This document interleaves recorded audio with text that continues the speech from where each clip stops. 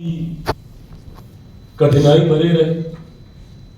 हमारे नेता आदरणीय रामविलास पासवान जी के निधन के बाद जिस तरीके से पार्टी को विपरीत परिस्थितियों से गुजरना पड़ा और परिणाम स्वरूप पार्टी इस बीच में खंडित हुई।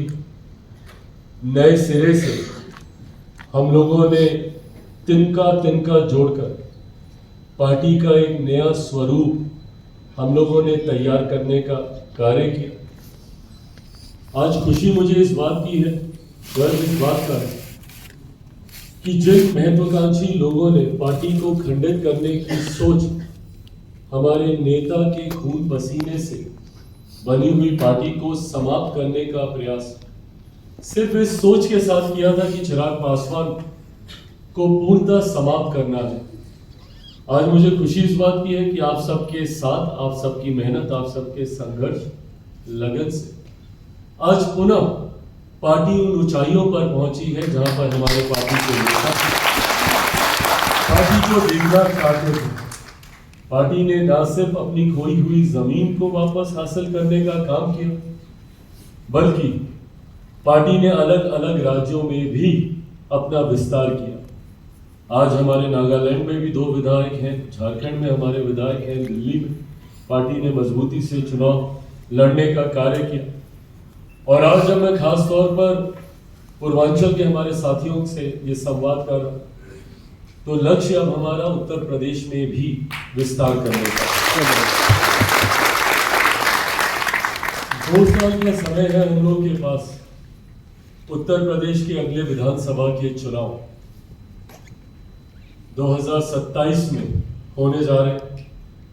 इन 2 सालों में अगर हम लोग सही मायनों में उत्तर प्रदेश में पार्टी की मजबूत उपस्थिति दर्ज कराना चाहते हैं, पार्टी के जनप्रतिनिधियों के माध्यम से उत्तर प्रदेश विधानसभा में अपनी मजबूत उपस्थिति अगर हम लोग दर्ज कराना चाहते हैं, तो उसके लिए आज से ही और इसी पल इसी क्षण से ही पार्टी को सिर्फ एक लक्ष्य को सामने रखकर, विधानसभा के चुनाव को सामने रखकर दिन रात एक कर आज से ही हम लोगों को मेहनत करनी होगी।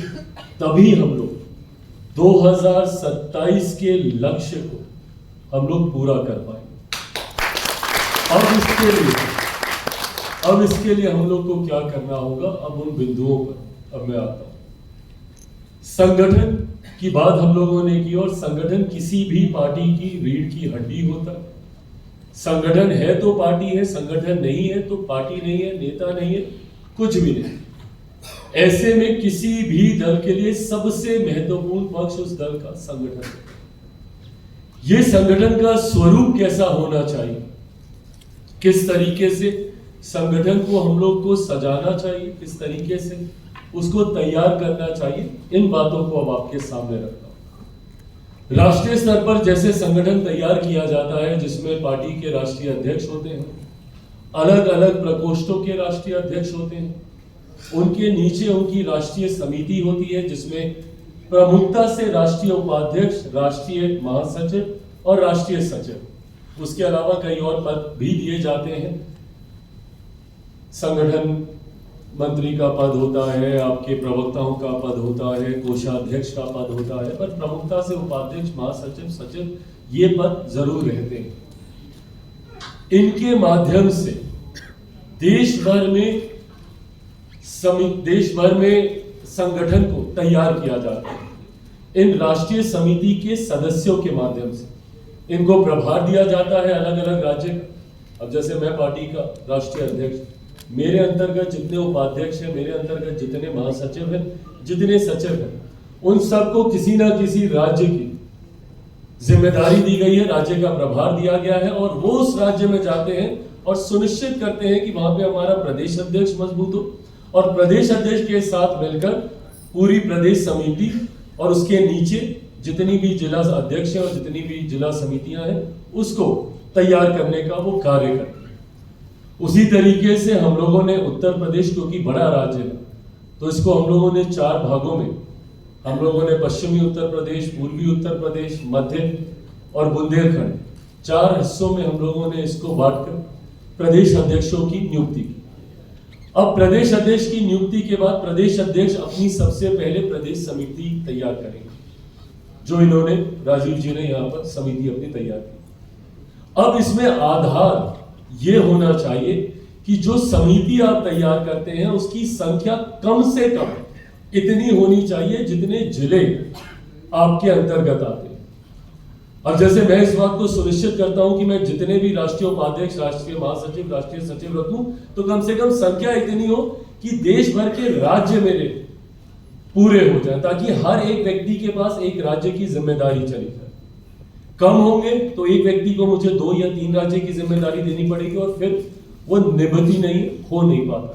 एक व्यक्ति के लिए 3-3, 4-4 राज्य में जाकर कार्य करना नहीं संभव है। जितना आउटपुट निकलना चाहिए उतना लाभ हम लोग को मिल नहीं पाता है एक व्यक्ति के ऊपर ज्यादा भार डालने से। उसी तरीके से प्रदेश समिति में भी इस बात का ध्यान रखना चाहिए कि जितने जिले हैं आपके पास कम से कम उतने उपाध्यक्ष, उतने महासचिव, उतने सचिव हो, ताकि एक एक व्यक्ति के जिम्मे आप एक एक जिला आप दे दें।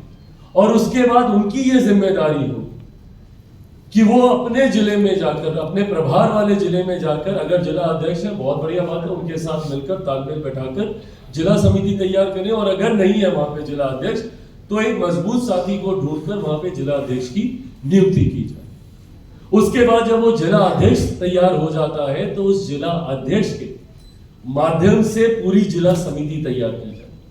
और जिला समिति तैयार करते हुए इस बात का ध्यान दिया जाए कि जितने आपके मंडल, जितने आपके तहसील, जितनी आपकी विधानसभाएं आती हैं, कम से कम उतने साथी आपके उस जिला समिति में, जिला उपाध्यक्ष, जिला महासचिव, जिला सचिव के माध्यम से कम उतने लोग, और उनको फिर आप उस ब्लॉक की आप जिम्मेदारी दें, उस विधानसभा की आप जिम्मेदारी दें और उनके माध्यम से सुनिश्चित करें कि आपका ब्लॉक अध्यक्ष तैयार है, आपके विधानसभा के अध्यक्ष तैयार है। और उसके बाद जब आपका ब्लॉक अध्यक्ष तैयार होता है तो अपने ब्लॉक अध्यक्ष के